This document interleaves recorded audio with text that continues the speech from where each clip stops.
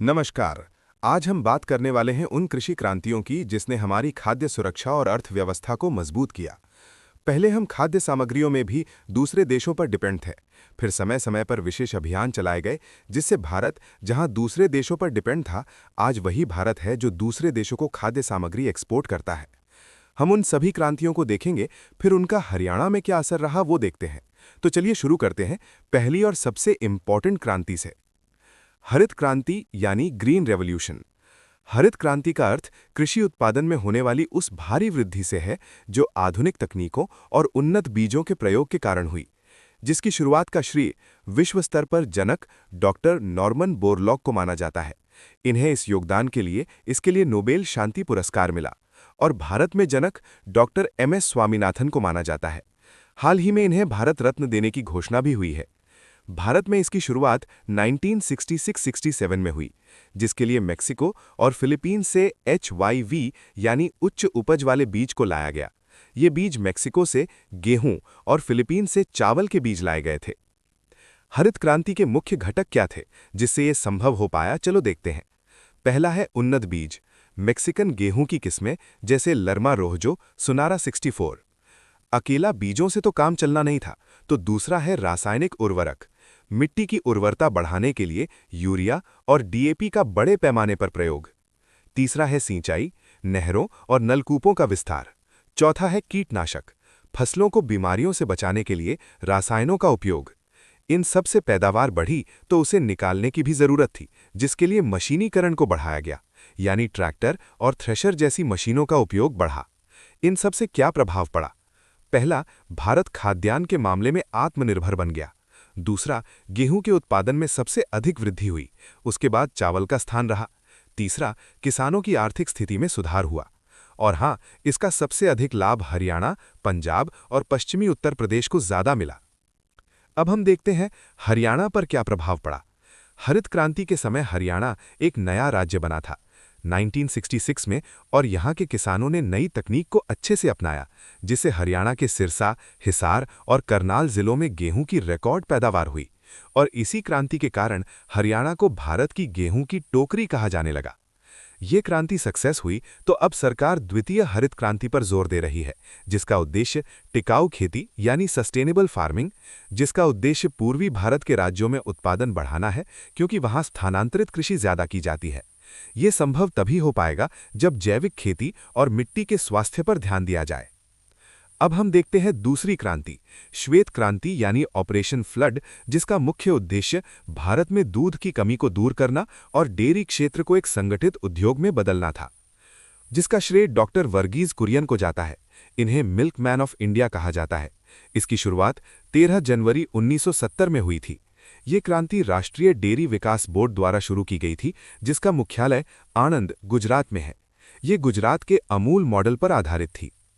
इस क्रांति का काम सिर्फ दूध को बढ़ाना नहीं था, सबसे जरूरी था दूध की सप्लाई, जिससे दूध विक्रेता को अपना उचित दाम मिल सके, जिसे 3 चरणों में लागू किया गया।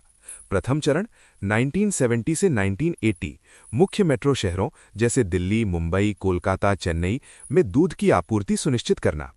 द्वितीय चरण 1981 से 1985 डेयरी सहकारी समितियों की संख्या बढ़ाना और पशुओं के स्वास्थ्य पर ध्यान देना। तृतीय चरण 1985 से 1996 दूध उत्पादन की बुनियादी सुविधाओं यानी इंफ्रास्ट्रक्चर को और मजबूत करना। अब हम देखते हैं हरियाणा पर क्या प्रभाव पड़ा। यहां दूध तो होता ही था, जरूरत थी सप्लाई की, और ये पूरी होने के बाद अब हरियाणा को दूध की बाल्टी कहा जाता है। श्वेत क्रांति के कारण ही हरियाणा के करनाल में स्थित NDRI यानी राष्ट्रीय डेयरी अनुसंधान संस्थान को बहुत प्रसिद्धि मिली। हरियाणा की मुर्राह भैंस ने इस क्रांति में महत्वपूर्ण भूमिका निभाई, क्योंकि इसका दूध उत्पादन अन्य नस्लों से अधिक है। हरियाणा सरकार ने डेयरी क्षेत्र को बढ़ावा देने के लिए वीटा ब्रांड की स्थापना की। श्वेत क्रांति के लाभ देखते हैं।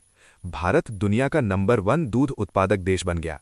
डेयरी छोटे और सीमांत किसानों के लिए आय का मुख्य स्रोत बन गई।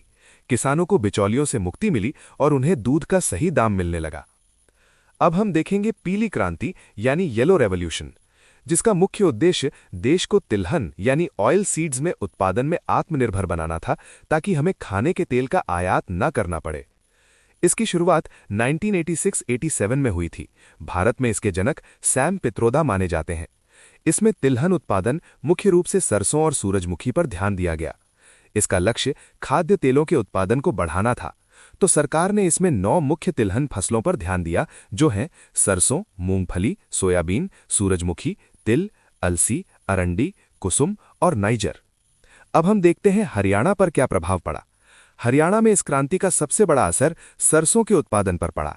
हरियाणा के दक्षिणी भाग, विशेष रूप से महेंद्रगढ़, भिवानी और रेवाड़ी इस क्रांति के प्रमुख केंद्र रहे। महेंद्रगढ़ आज भी हरियाणा में सरसों उत्पादन में प्रथम स्थान पर है।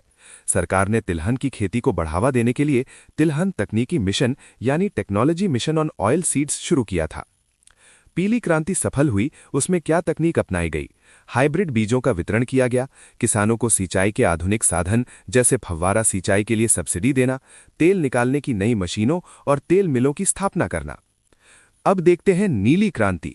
इसका मुख्य उद्देश्य जल संसाधनों का उपयोग करके मछली के उत्पादन को बढ़ाना और मछुआरों की आर्थिक स्थिति में सुधार करना था। इसकी शुरुआत 7वीं पंचवर्षीय योजना के दौरान हुई थी। भारत में इसके जनक डॉक्टर अरुण कृष्णन और डॉक्टर हीरालाल चौधरी माने जाते हैं। इसका लक्ष्य नीली अर्थव्यवस्था यानी ब्लू इकोनॉमी को मजबूत करना था। प्रमुख घटक यानी मेन कंपोनेंट्स क्या थे? मत्स्य पालन तकनीक, नई और उन्नत तकनीकों के माध्यम से मछली के प्रजनन और पालन को बढ़ावा देना, और मछुआरों के लिए प्रशिक्षण केंद्र, ईमा योजनाएं और कम ब्याज पर ऋण देना। खारा पानी कृषि जैसे झींगा पालन को विशेष रूप से तटीय इलाकों में बढ़ावा देना। हरियाणा पर क्या प्रभाव पड़ा? हरियाणा एक भूमिबद्ध राज्य है, फिर भी यहां नीली क्रांति का बहुत गहरा असर पड़ा है।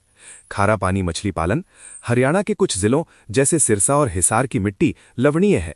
यहां सरकार झींगा पालन को बड़े स्तर पर बढ़ावा दे रही है, जिससे हरियाणा प्रति हेक्टेयर मछली उत्पादन में देश के अग्रणी राज्यों में शामिल है। और हरियाणा के झज्जर तालाव विलेज में उत्तर भारत का पहला अत्याधुनिक मछली अस्पताल और अनुसंधान केंद्र स्थापित किया गया है। गुरुग्राम में आधुनिक मछली मंडी की स्थापना की गई है। इससे जुड़ी प्रमुख संस्थाएं और योजनाएं NFDB यानी नेशनल फिशरीज डेवलपमेंट बोर्ड, इसका मुख्यालय हैदराबाद में है। प्रधानमंत्री मत्स्य संपदा योजना जो 2020 में शुरू की गई, जिसका लक्ष्य 2024-25 तक मछली उत्पादन को 22 लाख टन तक पहुंचाना है। CIFA यानी central institute of fresh water aquaculture, Bhubaneswar, Orissa में स्थित है। 5वां, गुलाबी क्रांति। गुलाबी क्रांति का उद्देश्य उन क्षेत्रों में उत्पादन और निर्यात को बढ़ाना है जिनका रंग गुलाबी या हल्का लाल होता है, जैसे प्याज, झींगा मछली और औषधीय दवाएं। भारत में इसके जनक दुर्गेश पटेल माने जाते हैं। भारत दुनिया में झींगा मछली के सबसे बड़े निर्यातकों में से एक है। साथ ही प्याज उत्पादन में भी भारत का स्थान अग्रणी है। इसमें क्या क्या किया गया? 1. प्याज उत्पादन, नई किस्मों का विकास और भंडारण की सुविधा बढ़ाना ताकि प्याज खराब ना हो। 2. झींगा मछली यानी प्रॉन्स, जलीय कृषि के माध्यम से झींगा उत्पादन बढ़ाना। 3. फार्मास्यूटिकल, भारत को दुनिया की फार्मेसी बनाने के लिए सस्ती दवाओं के उत्पादन पर जोर देना। इसका हरियाणा पर क्या प्रभाव था? हरियाणा के लिए गुलाबी क्रांति बहुत महत्वपूर्ण है क्योंकि यहां बागवानी और मांस निर्यात की अपार संभावनाएं हैं। प्याज उत्पादन, हरियाणा में गुड़गांव यानी गुरुग्राम और मेवात यानी नूह जिले प्याज उत्पादन के लिए प्रमुख हैं।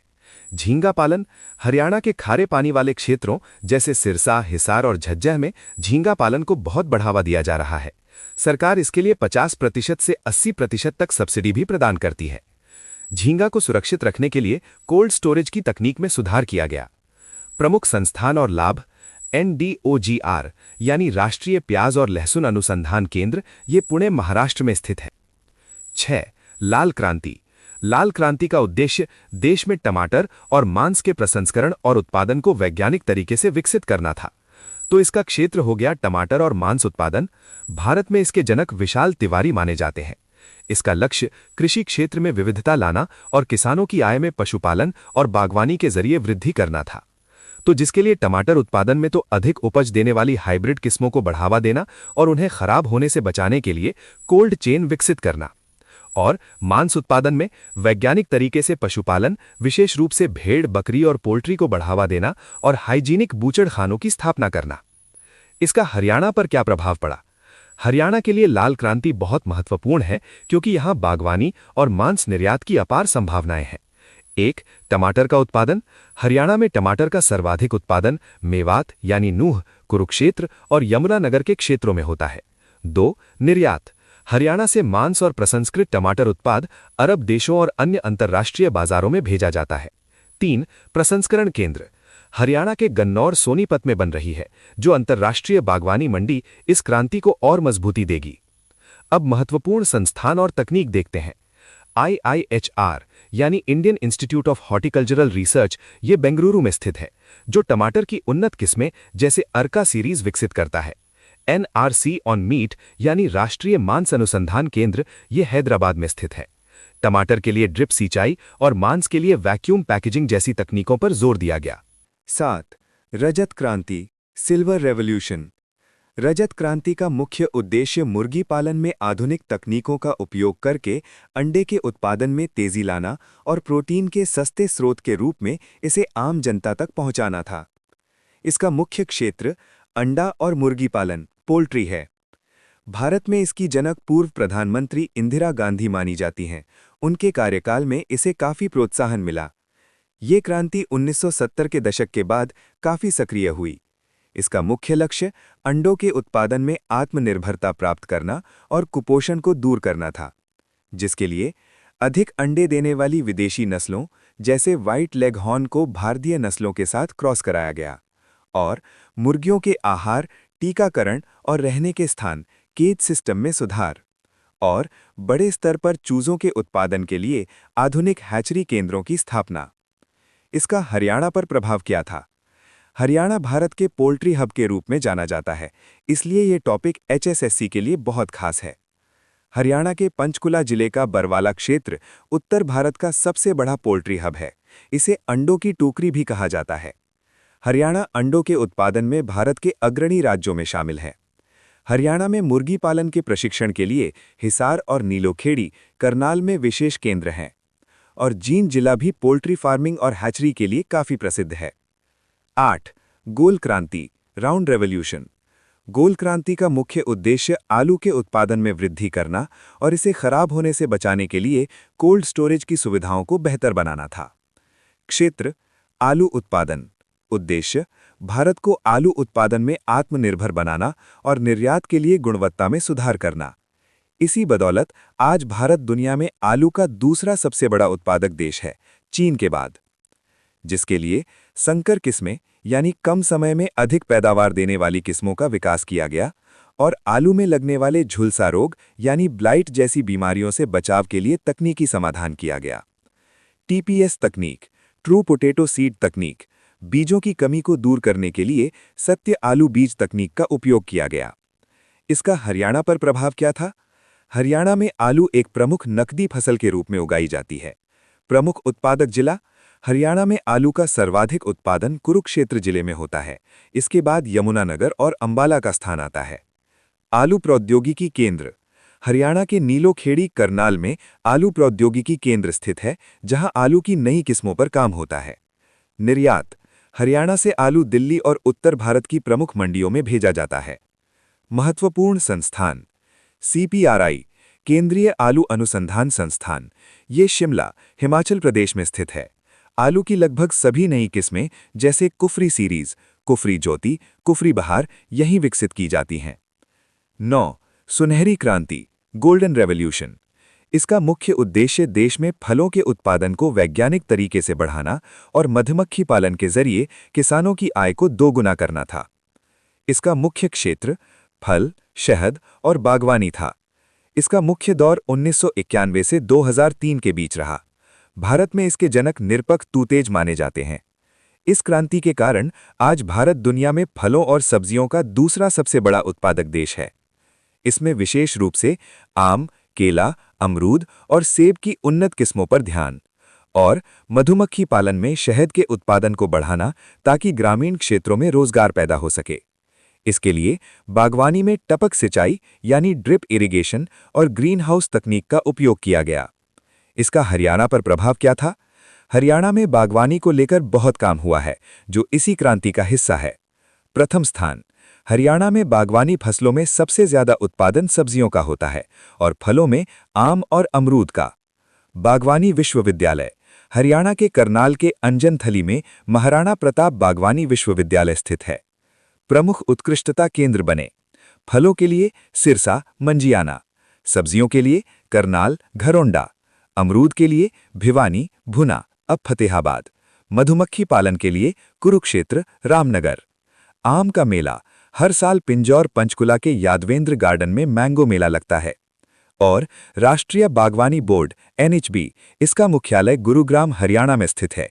HSSC के लिए अति महत्वपूर्ण है।